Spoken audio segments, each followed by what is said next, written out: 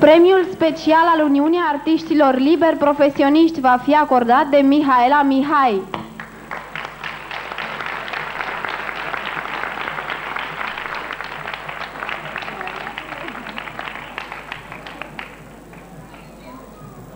O așteptăm pe doamna Mihaela Mihai pentru a acorda acest premiu.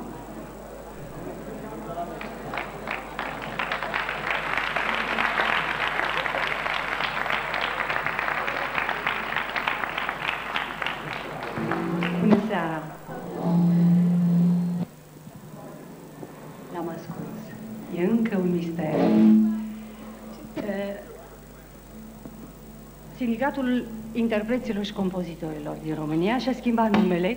Se numește acum Uniunea Artiștilor Liberi Profesioniști, Artis.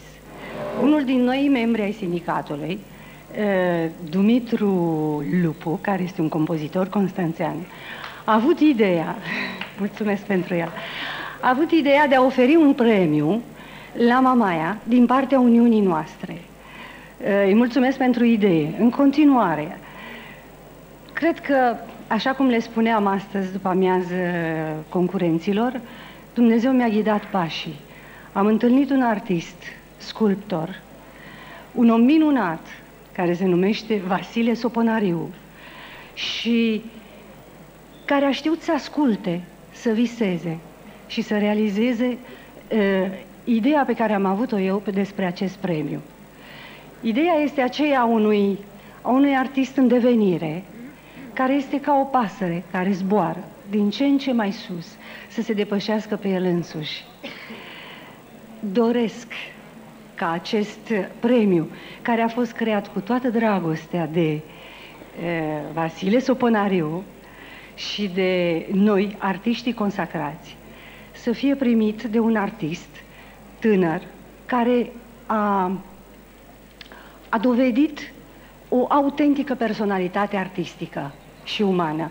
L-am numit premiu pentru personalitate în acest sens, al unui artist care iese din comun, care nu seamănă cu nimeni și care promite că va fi în stare să se depășească în continuare și să se înalțe din ce în ce mai sus față de el însuși.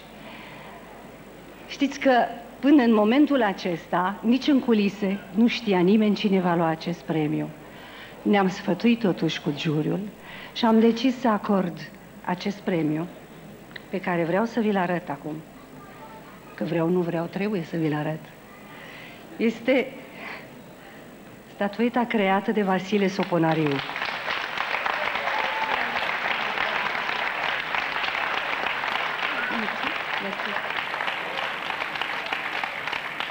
Este Icar, este zborul, este libertatea de exprimare, este săgeata de lumină care pornește din el însuși și merge spre soare.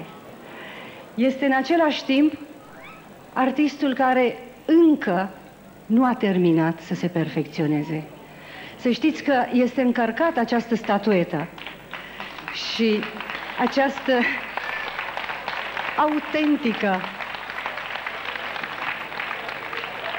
autentică operă de artă semnată, este un exemplar unic, turnată în bronz, se numește premiul Artis și am hotărât să o acord.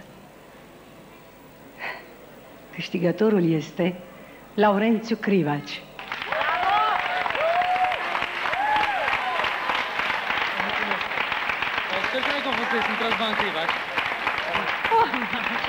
Răzvan Crivaci, iertați. Mă gândeam, poate este o confuzie și mă grăbesc prea repede.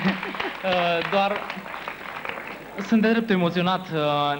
Cred că este singurul premiu pe care l-am dorit, cu într-adevăr. De când v-am auzit astăzi la conferința de presă și pentru asemănarea care ați făcut-o cu personajul meu preferat al copilăriei mele, Albatrosul Jonathan, iată, sunt foarte emoționat pentru că este chiar premiul pe care mi l-am dorit. Este într-adevăr un gest extraordinar de frumos. Vă mulțumesc mult de tot.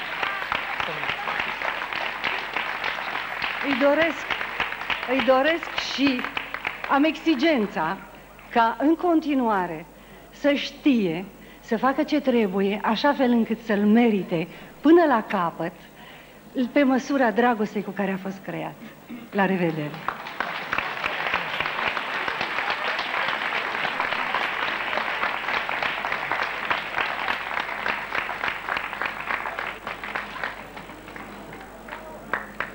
Premiul presei va fi acordat de Dumitru Ciornea, redactor muzical, redacția Iași.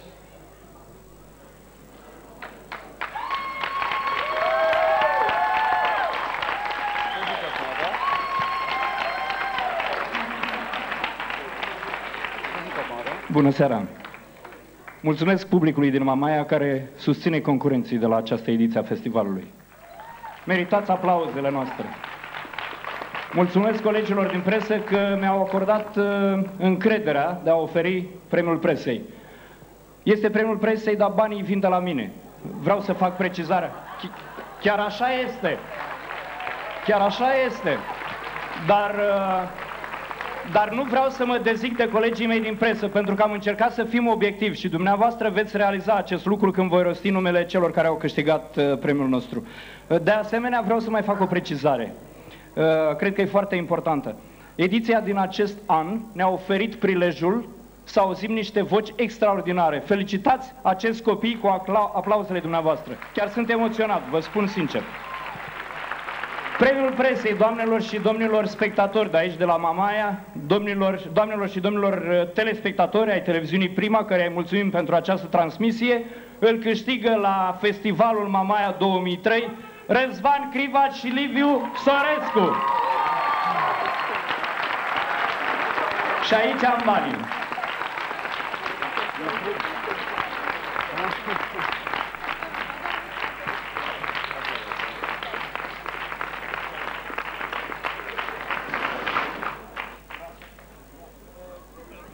Câștigătorul locului 3, locul 1 la secțiunea interpretare va fi anunțat și acordat de către Dida Drăgan.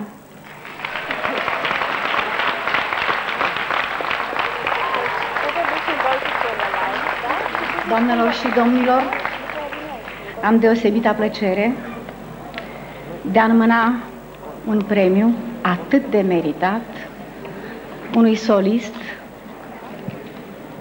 foarte bun, de-a dreptul extraordinar, de care vom auzi foarte multă vreme de acum înainte. Deci premiul este acordat lui Răzvan Crivaci și lui Sorescu.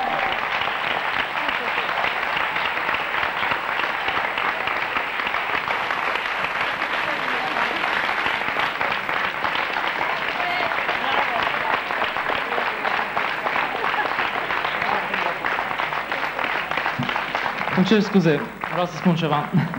Faptul că mulți s-au întrebat de ce noi la secțiunea interpretare se mai numește și secțiunea debutanți.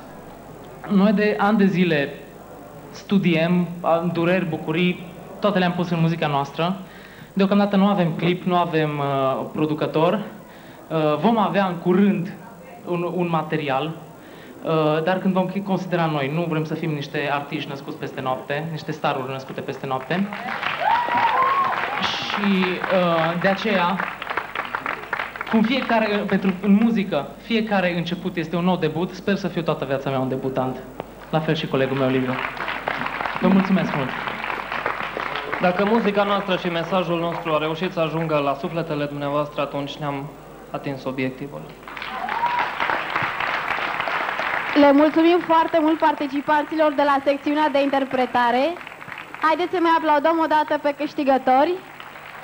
Vă mulțumim încă o dată.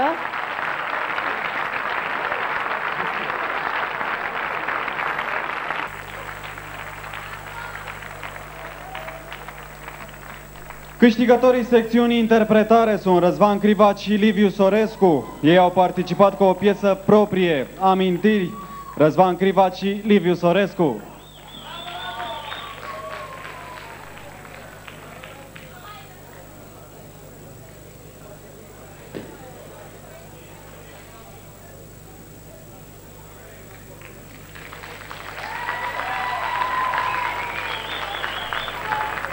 Bine v-am regăsit. Deci, din nou, amintirile noastre pentru noastră.